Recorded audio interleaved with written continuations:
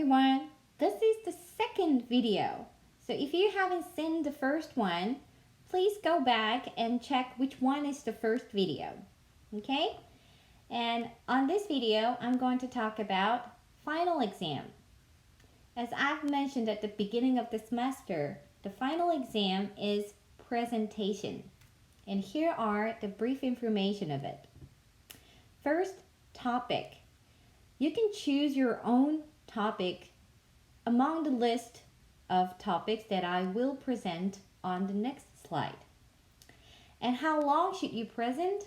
Well, originally I planned 5-minute long presentation, but I realized that that'll take a lot of time for all of us to share the video together and evaluate it.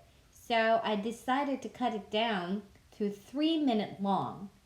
And also, during the interview, I realized that some of the students have amazing skills, but still they haven't, they couldn't show their best because they were too nervous. And I thought about it, and I realized that the fear, the main cause of the nervousness of individual interview is that it's spontaneous. It happens on site, and there is a very little chance of window to correct anything what you just said.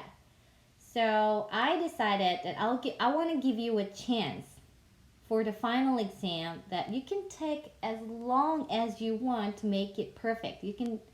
I wanted to give you not just a second chance, but a 100th chance.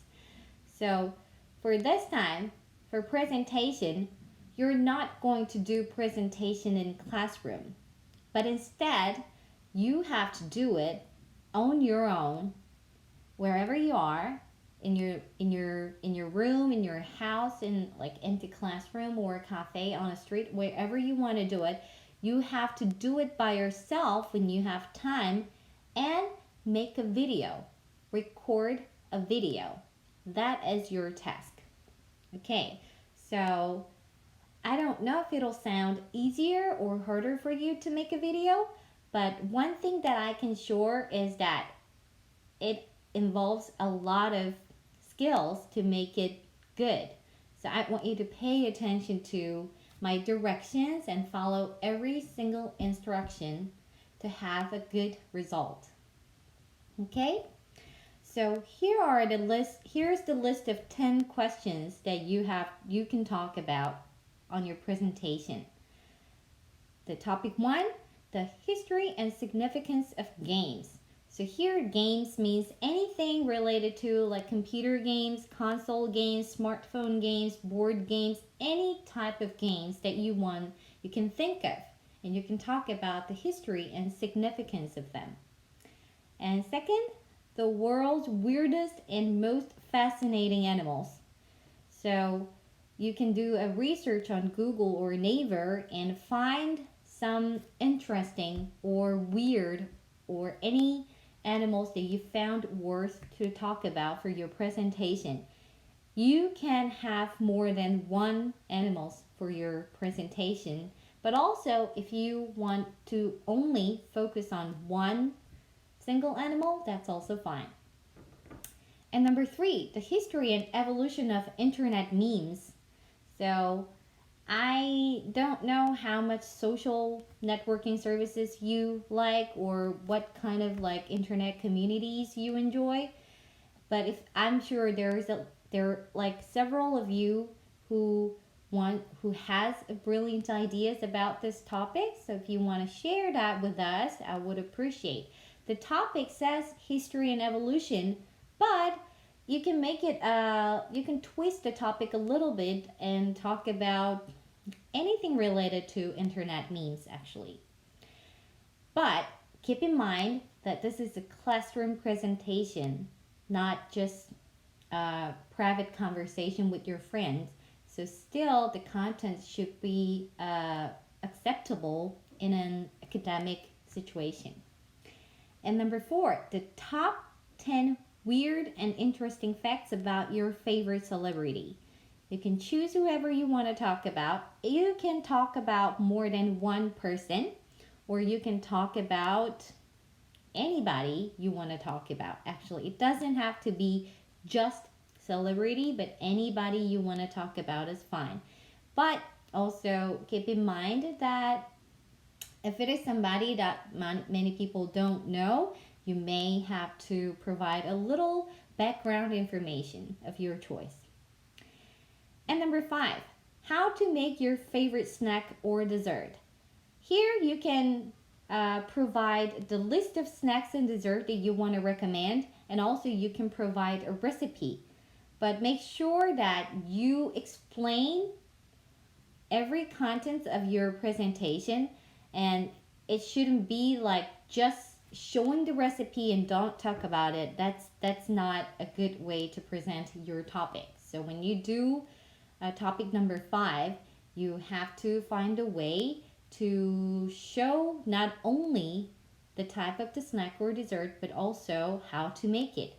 And keep in mind that this is a video presentation, so you can be as creative as you can to show your recipe. And number 6, your favorite hobby and why you enjoy it.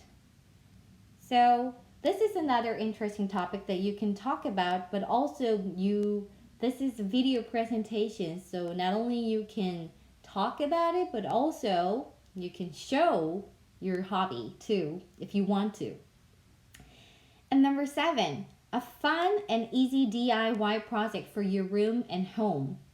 And number 8, a brief overview of a cultural festival and celebration. Number 9, the history of popular board games like Monopoly or chess. And number 10, tips and tricks for taking great photographs with your smartphone.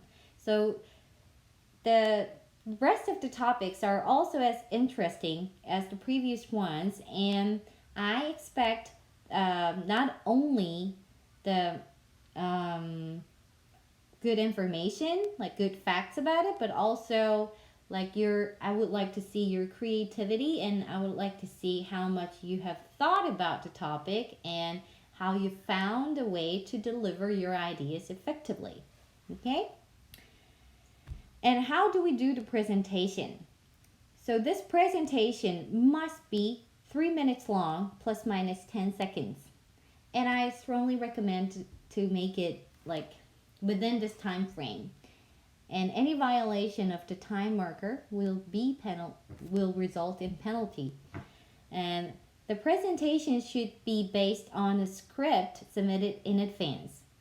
So this doesn't mean that you have to read every single word from the script. As I will talk more about later, that your presentation is not a speech. Just like your interview was a conversation between you and me, the presentation is a conversation between the presenter and the audience. So your whole presentation, when you talk, it should sound like you're talking to the audience, not just reading from the script. Okay? But that doesn't mean that I will check if you have like missed one word from your script.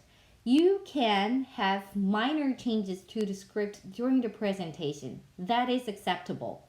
But what you must avoid is an extensive changes to the content.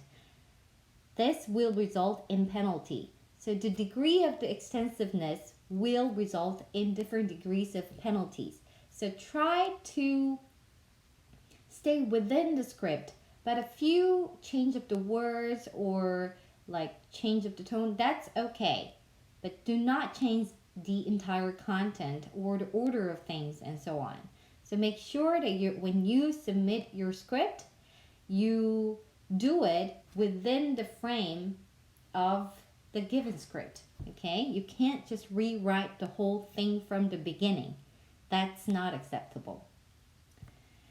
And the presentation must be pre-recorded as a video format and uploaded on YouTube for sharing in class.